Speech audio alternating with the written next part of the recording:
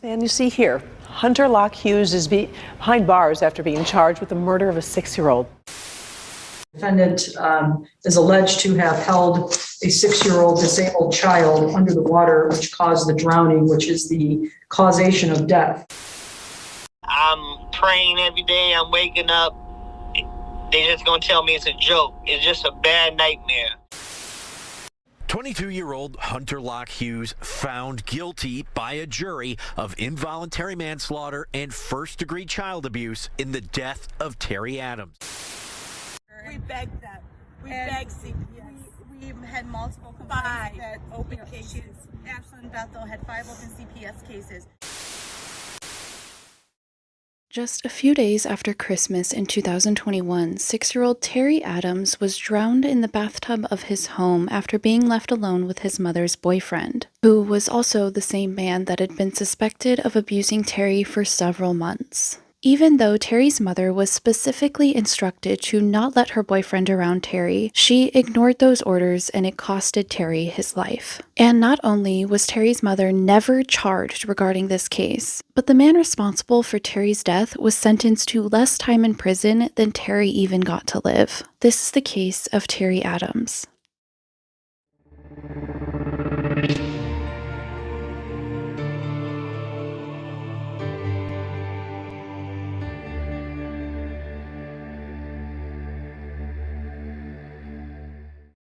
Hello everyone, welcome back to my channel, or welcome if you are new here. Before I get into any details of today's case, I of course want to give a trigger warning that I will be covering very sensitive topics in today's video. I will also be sharing some photos and videos of Terry that will be very hard to see, so if you do feel like you need to skip something, please feel free to do so. This case is extremely heartbreaking and very hard to hear, but so very important to hear. In my opinion, I don't think Terry got the justice that he truly deserves in this case. And I think it's very crucial for all of us to be aware of how horribly this case was handled by CPS, police, and even judges. So with all of that being said, let's get into the details of today's case and start talking about Terry Adams.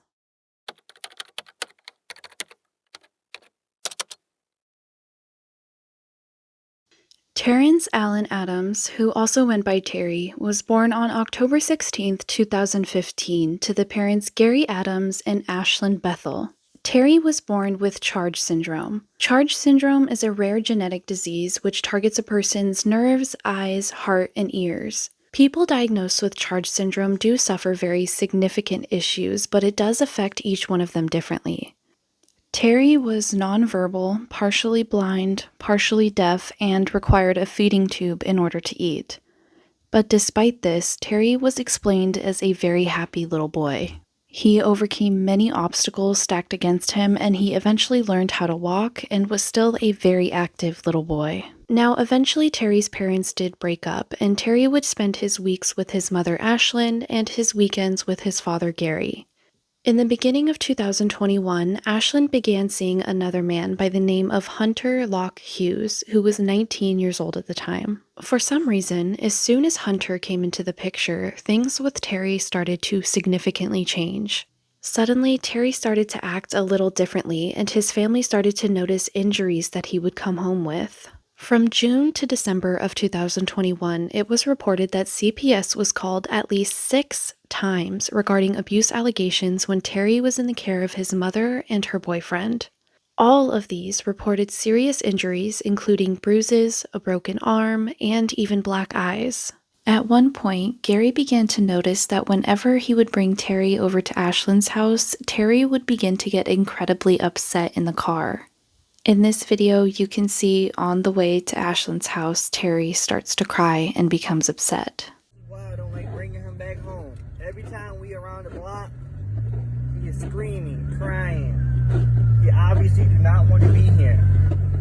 There's something going on at his house, or what? There were also some moments that were caught on Ring doorbell camera that kind of show the hostile environment that Terry was put in sometimes. In this video, you can see Ashlyn is having some sort of meltdown. She's screaming, she's throwing things, and in the corner of the video, you can see Terry just lying on his bed.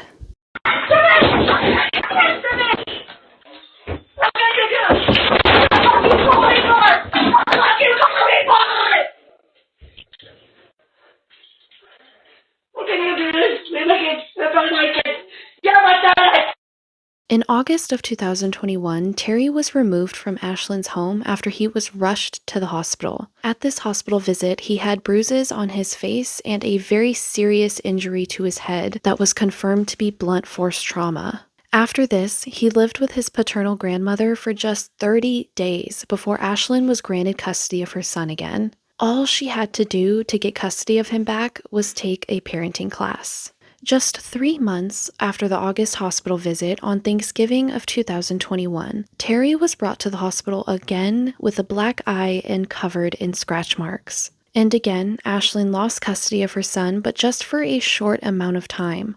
All she had to do, again, was complete some classes and she was given custody of Terry again. At some point after this, CPS did develop a safety plan where they informed Ashlyn that Hunter was not allowed to be around Terry, specifically because there were allegations that Hunter was the one physically abusing Terry.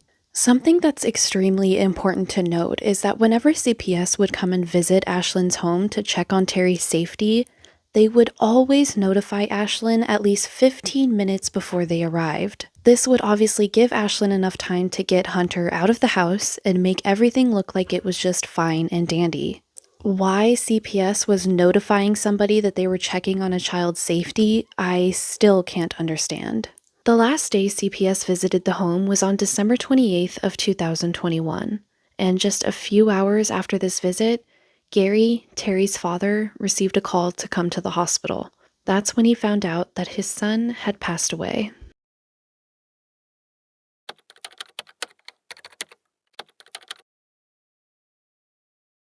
On December 28th of 2021, Ashlyn had to go to work, so she left her son Terry in the care of her boyfriend, Hunter.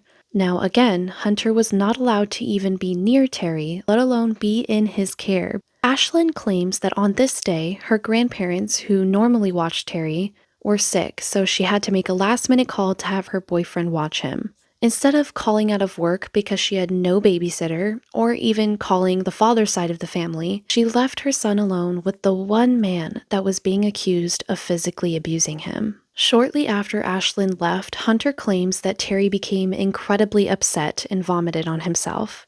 I am going to assume that Terry was incredibly upset that his mother just left him with someone he was likely terrified of. He was a defenseless boy who was forced to be left with someone who had already hurt him. So I'm sure Terry had every reason to be very, very upset.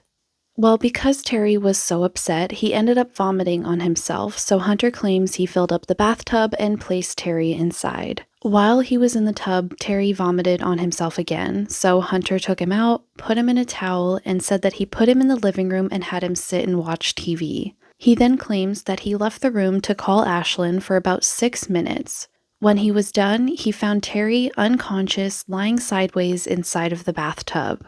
He claims he then pulled Terry out of the water and immediately called Ashlyn. Yes, you heard that right. He called his girlfriend first before he called 911. Hunter called 911 at 6:31 p.m. to report that Terry was unconscious in the bathtub.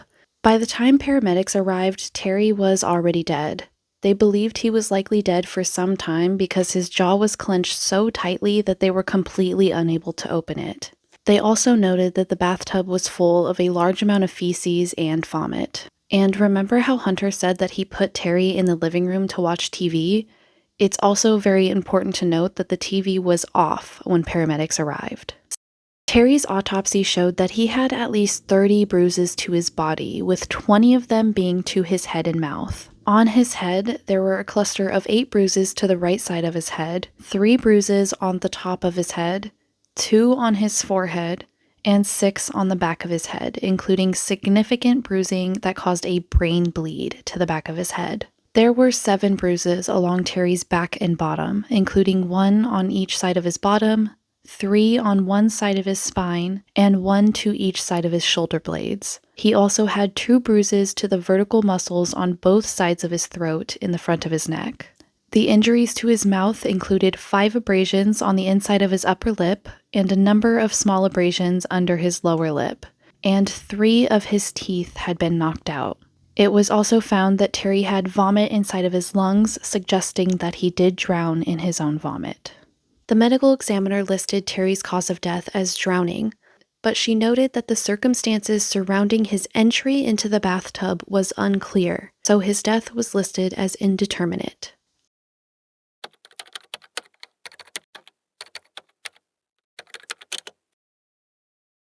After it was discovered all of the injuries that Terry sustained to his body, police began pushing Hunter a little harder when they were questioning him. About 30 minutes into his second interview with police, he admitted to holding Terry underneath the water, but he was adamant that he made sure that Terry's mouth and nose was still above water. In a statement to police, he said, quote, "I held his body underwater but never put his head underwater, because he didn't like being washed. He liked being in the tub, he didn't like the washing part.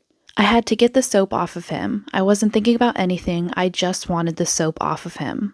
When police asked about the head injuries that Terry sustained, Hunter said, quote, "It's possible he banged his head on the bottom of the tub. It's possible, but I don't think that's what happened. I didn't do anything to his head. My fingers were behind his neck to keep his head up." And let me try to explain exactly how he explained it, so bear with me. Hunter claims that he placed both of his hands on Terry's shoulders and held him underneath the water. But he claims that his thumbs were pointed upwards and holding Terry's chin above the water. So what Hunter claims he was doing was holding Terry underneath the water, but just enough so that Terry could still breathe. He said that Terry was underneath the water for minutes before he, quote, "sat back up." In another statement in this interview, he said, quote, "He was breathing heavily, but he caught his breath significantly fast. He was breathing lighter than normal, but he was holding himself up." Let's pause right there, because what does that even mean? He was breathing significantly fast, but also light? Does that make sense to anyone at all?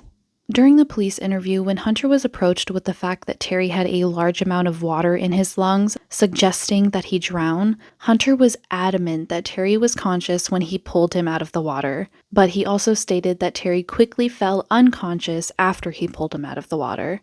That's when he called his girlfriend, and then 911.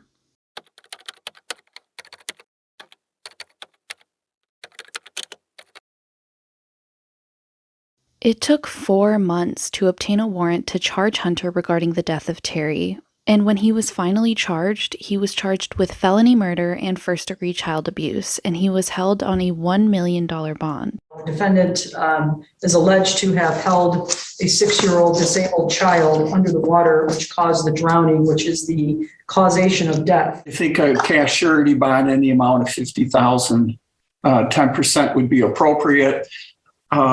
We, of course, have no objection to others and no contact with the witnesses. I am going to set the bond actually in $1 million, cash surety only. If bond is posted, I am going to require house arrest, GPS tether. Hunter went to trial in January of 2024. So just to make it clear, Hunter's defense is that Terry made his own way into the bathtub and drowned. Let's take note that this is the second story that Hunter has given on what happened. First, when he was interviewed by police, he said that he did hold Terry under the water when he was giving him a bath, but at trial, he claimed that Terry made his own way into the tub. I want to mention a comment that was made by the prosecution at trial that I thought was very important and also just so heartbreaking. She said, quote, "For a little boy who has never spoken a word in his life, he is screaming what happened, telling you what happened. This man held me under the water, drowned me, and I fought. I tried to save my life." The prosecution also proved several times during the trial where Hunter's story just didn't make any sense. For example, he told police that after he took Terry out of the bathtub, he put him in the living room and put the TV on. But when paramedics got there, the TV was off. He provided several different stories and timelines on how Terry defecated in the tub. He told Ashlyn that he put Terry on the couch initially after removing him from the tub, but then he told the first officer on scene that he placed Terry on the floor in the bathroom. He told a detective that after holding Terry under the water, he was breathing heavily, but then seconds later stated that Terry was breathing lightly. There is absolutely nothing about Hunter's defense that makes sense or shows that this was unintentional. All of this seems like a very convenient, made-up story for a man who was being accused of abusing a 6-year-old boy, and one day took it too far. On February 5th of 2024, a jury found Hunter Locke-Hughes guilty of involuntary manslaughter and first-degree child abuse in regards to the death of Terry Adams.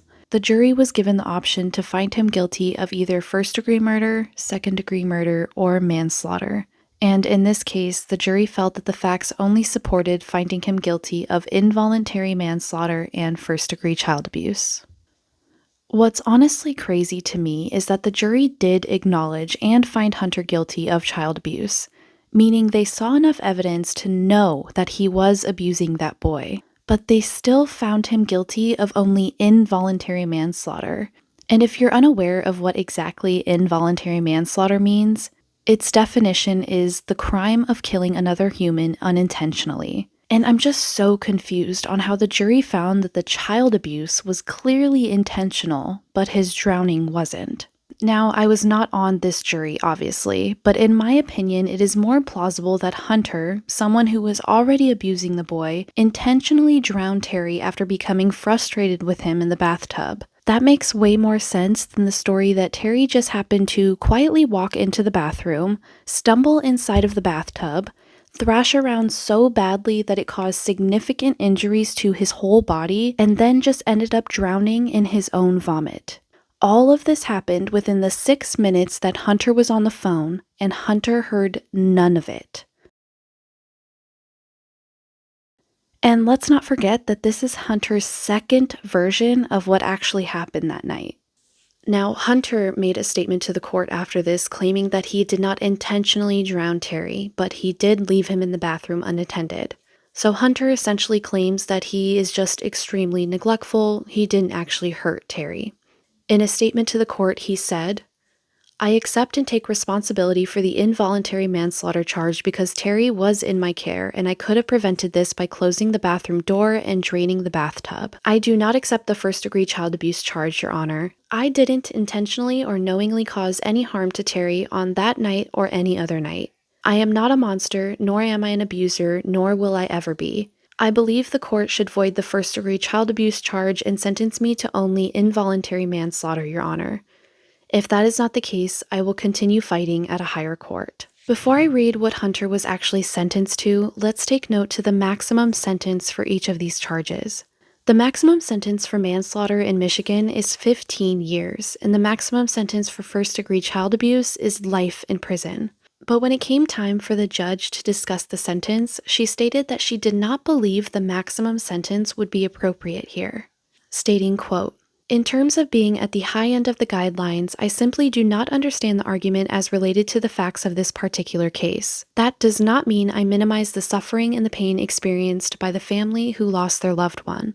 While the jury heard the prosecution's theory, they did not accept the theory of the prosecution because they came in with the involuntary manslaughter verdict. In terms of this court accepting that the jury believed something happened, they didn't believe it rose to the level of something intentional." On March 13th of 2024, Judge Catherine Viviana sentenced Hunter Locke-Hughes to 3 years and 7 months for manslaughter and 7 years and 6 months for first-degree child abuse. Both sentences are to be served concurrently, meaning at the same time instead of consecutively, which is one after the other. She also gave him credit for time served, which was almost 2 years, making his total sentence 5.5 years. Terry was 6 years old. His sentence is shorter than the amount of time that Terry got to live. Now, the prosecution has appealed this sentence, stating that it was an extremely low end of what the sentencing guidelines were, and they are pushing for a higher sentence. The prosecution stated, quote, "We had evidence presented from a medical examiner that this child had injuries that were serious, which is all that the charge of child abuse requires. He had bleeding on the brain, he had bruising down the back, he had bruising on his head, which was consistent with the concerns made that he allegedly held the child underneath the water. I think the jury did a good job with the fact in finding that a serious injury did occur to this child, as the medical examiner testified, and that he is guilty of the first-degree child abuse charge as well as the death, which leads to the manslaughter charge. I don't know why the court would go below maximum guidelines and sentence the defendant to just 135 months. 22-year-old Hunter Locke-Hughes is currently serving his sentence at the Charles Egler Reception and Guidance Center. His earliest release date is scheduled for October 6th of 2029. So now let's take a moment to talk about Ashlyn. Ashlyn was never charged with anything regarding the death of her son Terry. Now, in my opinion, I do firmly believe that Ashlyn should have been charged with something. At the end of the day, she should have never left Hunter alone with her son when she knew that there were abuse allegations against him. And again, in my personal opinion, I find it very, very hard to believe that she was unaware that Hunter was abusing her son. And I'm sorry, but in no world would it ever make sense to leave your son alone with the one person you were instructed to not leave him alone with. While I was looking up articles for this case, at first it did seem like Ashlyn was kind of on Hunter's side. In one interview that she did do to press readers, she stated that she didn't know the exact sequence of events and what really went down that night, saying, quote, "At this point, I don't know how to feel about him. I'm not defending him, I just don't know." However, I will say that at trial, it does appear that she changed her mind because she did make a victim impact statement. In that statement, she said, quote, "A maximum sentence won't bring my baby back, but if it is all that I can ask for, please grant us this final justice. What was taken from me and my entire family can never ever be replaced." Terry was perfect in every way. Terry was everything. He was taken from us just as he was growing into his quirky, goofy, innocent self. The opportunity of what Terry's future held, his God-given potential, was taken from him. We will all miss that crooked smile and silly laugh. Terry was such a funny and affectionate boy.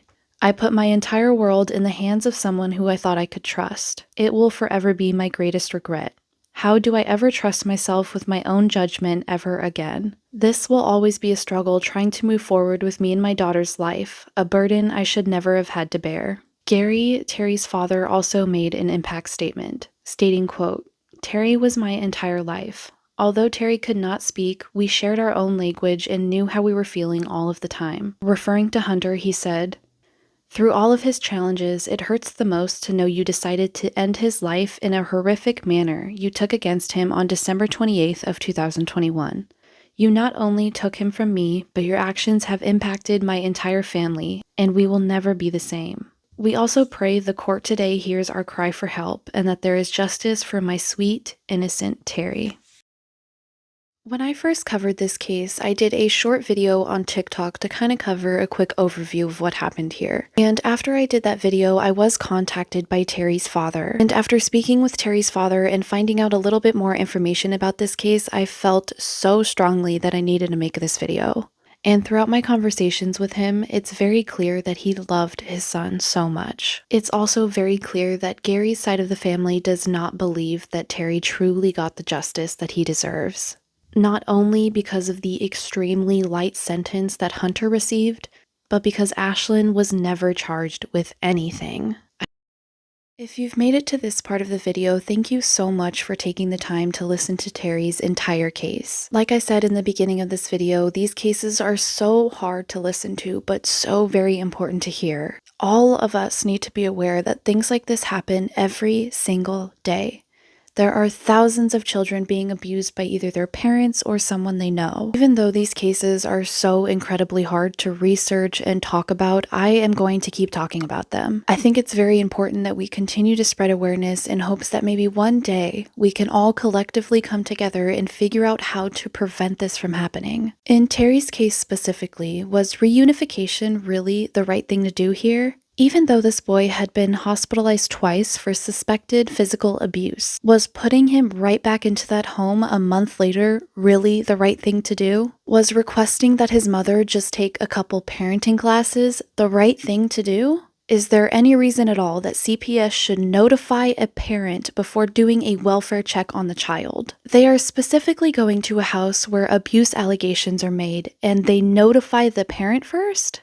In what world does that make sense? What exactly did Hunter Locke-Hughes do to deserve such a light sentence here? Why does the life of a murderer and a child abuser matter more than the life of a 6-year-old boy? Some of these questions I unfortunately don't think we'll ever get the answer to. Before I end this video, I'd like to take a moment to send my sincerest condolences to the loved ones of Terry Adams. I am genuinely sending you and your family so much love and healing out into the universe, and please know that I am just so sorry for your loss. Well, that's all I have for you guys today. Thank you again so much for watching. I truly appreciate every single one of you being here. If you have time, please do not hesitate to subscribe, like, and comment. I absolutely love going through your guys' comments and seeing all of your different opinions. So that's all I have for you guys today. Thank you again so much for watching, and I'll see you next time.